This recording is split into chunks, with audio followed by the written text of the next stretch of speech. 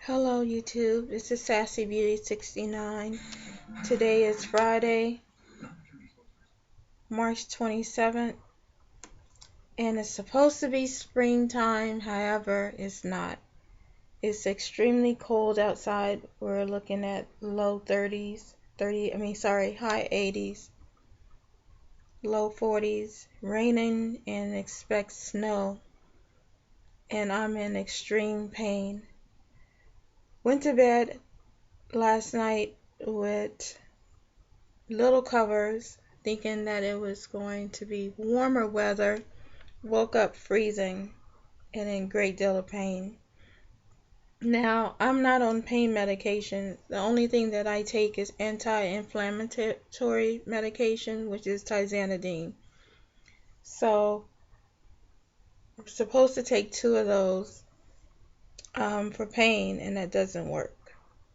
And like I've talked about on one of my videos about them legalizing medical marijuana here in New York, which they legalized, I think it was on the 25th, or probably the 20th of this month. However, they're having trouble finding places to dispense the legal marijuana. Plus, with the laws, they have to have 3,000 patients. So it's legalized in New Jersey. I think it's been legal almost a year, maybe not. I haven't kept up with it because I'm not really a marijuana smoker, but it was legalized in New Jersey, and to my understanding, there's a lot of people from New York going over to New Jersey with their prescriptions to get the legal marijuana. However, you have to have at least 3,000 patients, I think, per dispensary. Why I keep saying dispensary. I'm sure in New York I would be able to, and I think that because they're looking for locations that is not near schools and churches, their best bet is to look further upstate. The Hudson Valley area is an hour from the city, but if they look at dispensary in the city, there's a lot of churches and schools nearby. This has to be, I think, like 30 feet away. So I think they should look like in the areas of the Hudson Valley, since it's country, the suburbs, so to speak. So that's what we're waiting for. Someone has suggested edibles. I tried edibles before and it upset my stomach. I don't know if it was because, like I said, I'm not really a person, I really don't smoke, and so I'm not really familiar with the edibles either. So the cookies that was given to me were old. They weren't fresh. They weren't just recently cooked. They had sat a while. So they could have been because they were stale, but they upset my stomach.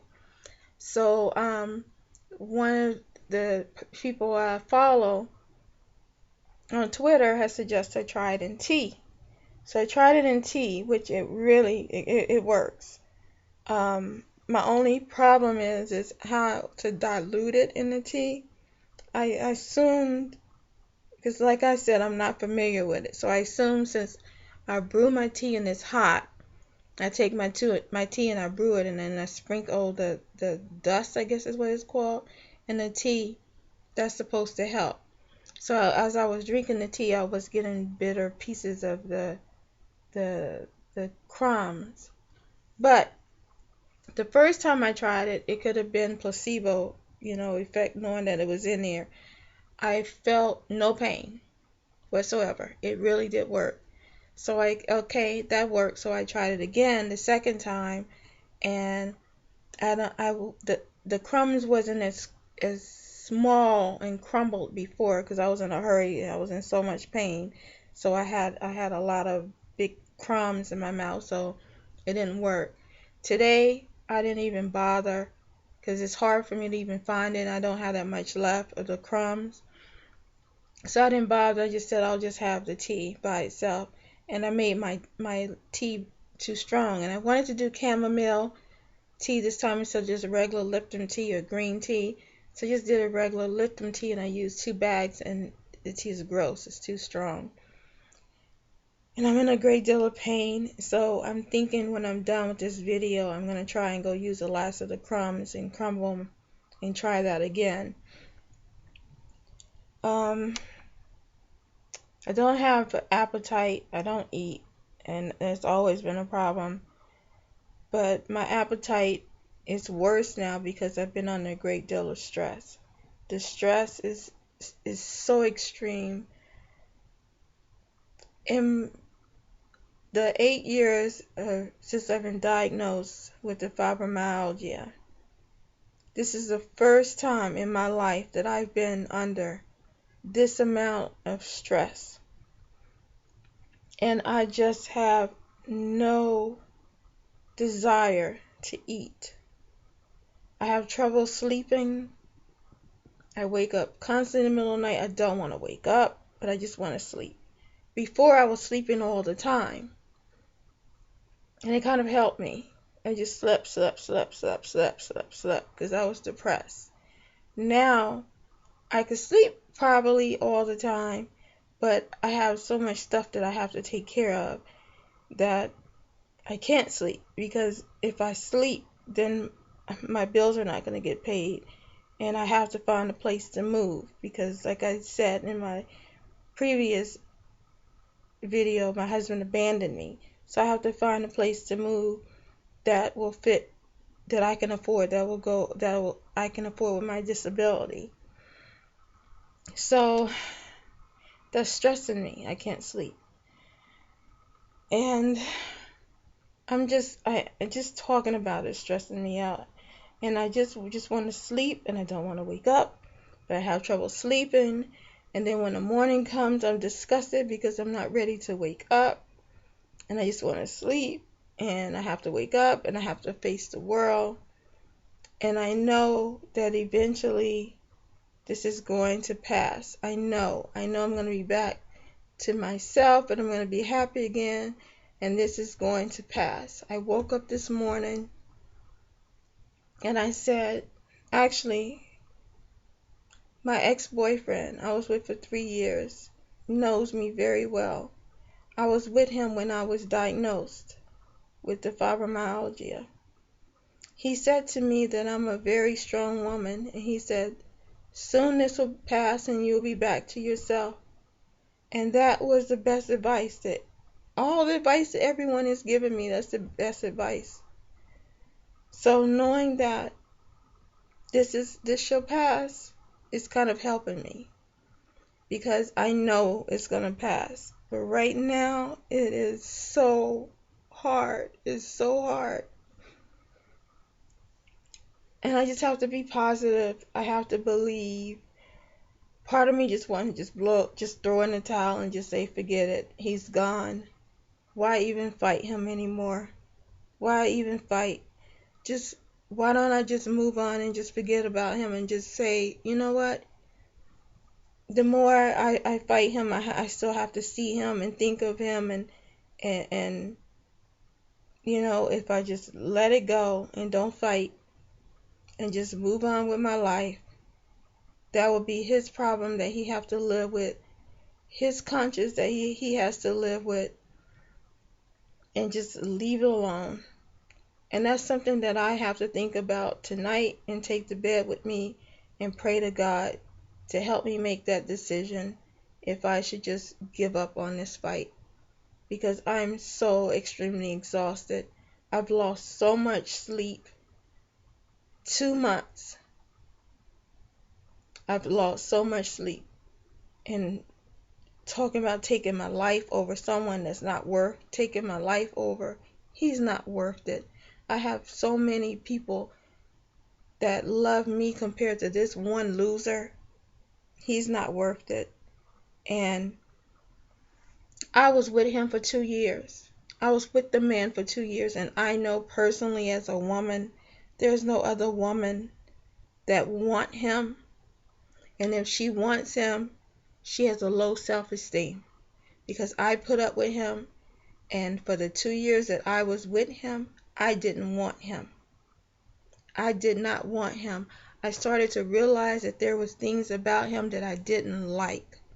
And from the very beginning, the type of woman that I am and the type of men that I attract have things going for themselves, like a car, a good job.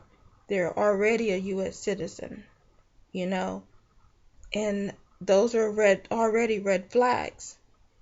And he uses charm and also uses abusive ways and took advantage of me. And I've already been someone that's been abused. So when you're someone that's been abused, you know, you have those traits and those characters that you're attracted to those abusers.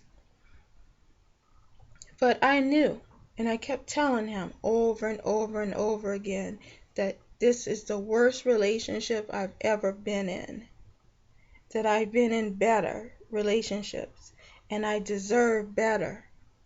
I constantly told him that, and he just wouldn't let me go. Even before the citizenship, before the green card, before all of that.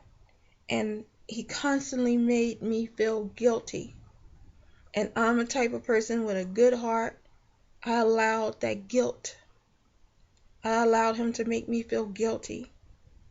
And if I just went with my conscience and my intuition, it would have been over. You know, it would have been over with. It was over with when he put his hands on me. You know, the very first time he put his hands on me, it was over with. But, you know, he's gone. He's out of my life. That's the best thing that has ever happened to me. And all of this has brought on so much pain to me physically. And I could probably deal with the pain, but the stress of all of this has brought me so much physical and emotional pain and depression and post-traumatic stress syndrome and everything, and so much anger that I push people away that care about me. So I have to pray to God, and I ask you, and I accept prayers generously. I accept prayers. And this pain that I feel upon me is so much, it's intolerable. And this is the first time in my life I haven't been on pain medication in 3 years. And this is the first time in my life that I wish I had a prescription for pain medication. This is the first time in 3 years that I wish I had a prescription for pain medication. My pain level is so unbearable. It's above 10. And I don't feel like going to the hospital for a prescription. I'm just so tired. But it might be the best thing for me, but then it's not good because my liver's been affected. Like I've said, I can't stand or sit for 30 minutes too long. I'll lose my bowels. You know, people that, please understand this. When you've been diagnosed with chronic pain, fibromyalgia, and you're on these pain medications, they damage your body, your liver, your kidneys. They are so damaging to your body and you don't realize it.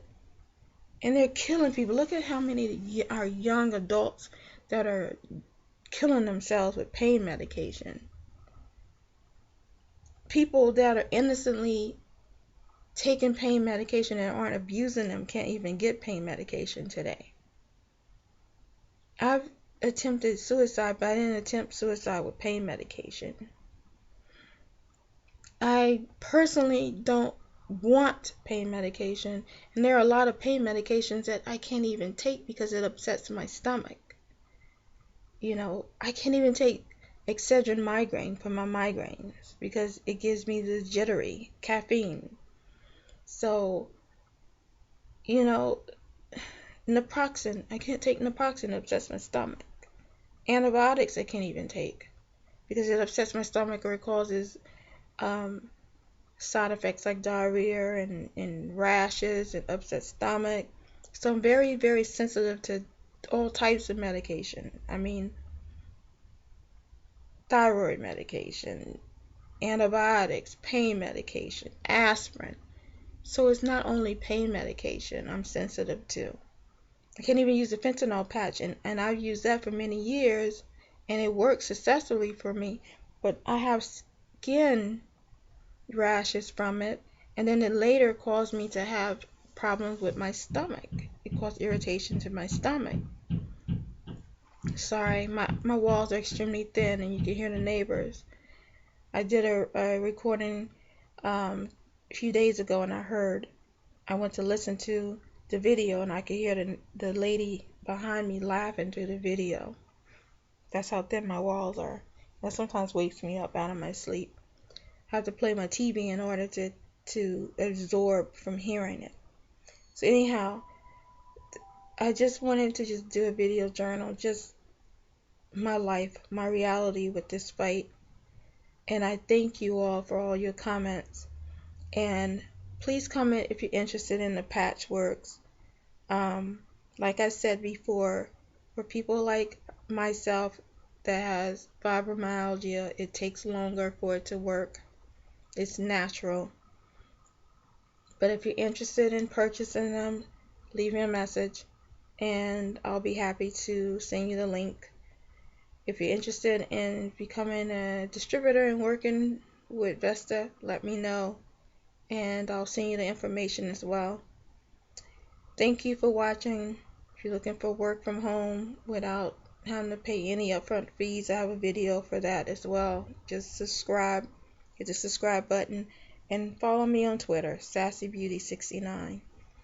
Thanks for watching. Your support is always, always, always appreciated. And you're simply blessed. You're simply blessed. And I love you for watching. God bless you.